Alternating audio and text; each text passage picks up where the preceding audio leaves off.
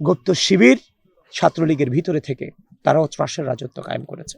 দেখেন, আবরার ফাহাদ বাংলাদেশের যে আধিপত্যবাদী অপশক্তির বিরুদ্ধে যে লড়াইয়ের অন্যতম এক প্রতীক হচ্ছে আবরার ফাহাদ। এখানে শুধু আবরার ফাহাদই নয়, ইলিয়াস আলী আছেন, গত কয়েকদিন আগে শহীদ হয়েছেন শরীফ ওসমান হাদি ভাই আছেন।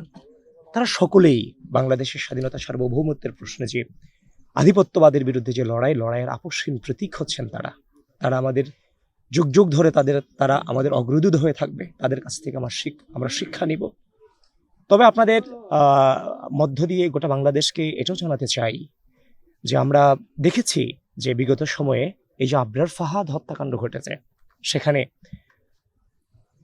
একজন গুপ্ত শিবিরও ছিলেন ছাত্রলীগের সাথে, ছাত্রলীগ যেমনভাবে ছিল, একজন গুপ্ত শিবিরও ছিলেন যিনি ছাত্রলীগের হয়ে আবরার ফাহাদের উপর অত্যাচার করেছে। 5 আগস্ট পরবর্তী সময়ে জামাত এবং শিবিরের প্রমিনেন্ট আইনজীবী তাকে বাঁচানোর জন্য লড়াইয়ে নেমেছিলেন, কিন্তু জনরোষের কবলে তিনি সেখান থেকে ফিরে আসতে বাধ্য হয়েছেন।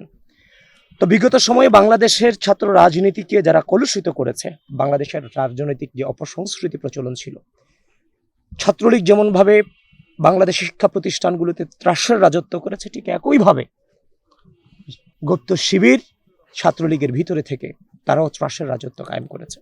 এই জন্য আমি সবসময় বলে থাকি, বিগত দীর্ঘ দুঃশাসনে বাংলাদেশে যত অন্যায় অনাচার হয়েছে বাংলাদেশের শিক্ষা প্রতিষ্ঠানগুলোতে, অর্ধেক তার করিয়াছে ছাত্রলীগ, অর্ধেক তার শিবির। সুতরাং ছাত্রলীগকে যেমনভাবে বিচারের মুখোমুখি করা হয়েছে, বিগত দীর্ঘ দুঃশাসনে বিশ্ববিদ্যালয় সহ অন্যান্য প্রতিষ্ঠানগুলোতে যারা সাধারণ শিক্ষার্থীদের উপর নির্যাতন করেছে, নিপীড়ন করেছে, যারা এখন জামাত শিবিরের শেল্টারে আছে, তাদেরকেও যেদিন বাংলাদেশে যথাযথভাবে গণতন্ত্র প্রতিষ্ঠিত হবে, তাদেরকেও সেই বিচারের আওতায় আনতে হবে। এবং এই আবরার ফাহাদ, ইলিয়াস আলী এবং শরীফ ওসমান হাদি ভাইরা যে স্বাধীনতা সার্বভৌমত্বের প্রতি লড়াই চালিয়ে গিয়ে আমাদের পথ দেখিয়ে দিয়েছেন, আমরা সেটাকে ধারণ করি, সবার আগে বাংলাদেশ নীতিকে ধারণ করছি এবং সেই সবার আগে বাংলাদেশ নীতিকে নিয়েই আমরা সামনে আমাদের পথ চলা আমাদের অবিচল থাকবে ইনশাআল্লাহ। এতটুকুই আপনাদের বার্তা। আবরার ফাহাদ ভাই সহ আমরা যাদের, যেমন ইলিয়াস আলী ভাইয়ের কবর কোথায় আছে, উনি কি অবস্থায় আছে, আমরা এখনো পর্যন্ত আমাদের কাছে কনফ্লিক্ট কোনো তথ্য নেই।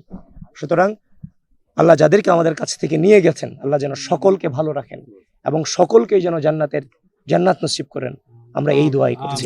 কুষ্টিয়াতে কি উদ্দেশ্যে আসা আপনাদের, একটু ছোট করে বলুন।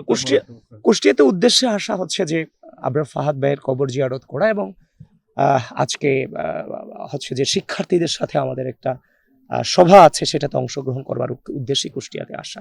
দেখেন, যে রাজনৈতিক অপসংস্কৃতিকে ধারণ করে আমরা এই রাজনীতির মাঠকে বেছে নিয়েছিলাম সুস্থ রাজনৈতিক সংস্কৃতি চর্চা করবার জন্য। 5 আগস্ট পরবর্তী সময়ে যারা গুপ্ত শিবির হিসেবে যারা ছাত্রলীগের ছায়াতলে ছিল, তারাই 5 আগস্ট পরবর্তীতে রাজনীতির মাঠকে উত্তপ্ত করেছে এবং রাজনৈতিক অপসংস্কৃতি চর্চা তারা শুরু করেছে।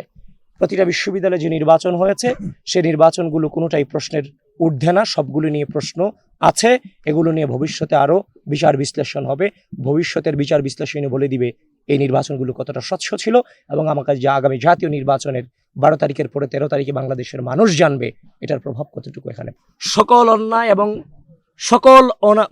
যত ধরনের অন্যায় এবং যত ধরনের অন্যায্য হয়েছে, সকল কিছুর পুঙ্খানুপুঙ্খ বিচার বিশ্লেষণের মধ্য দিয়ে জাতির সামনে সবকিছু উপস্থাপন করা হবে।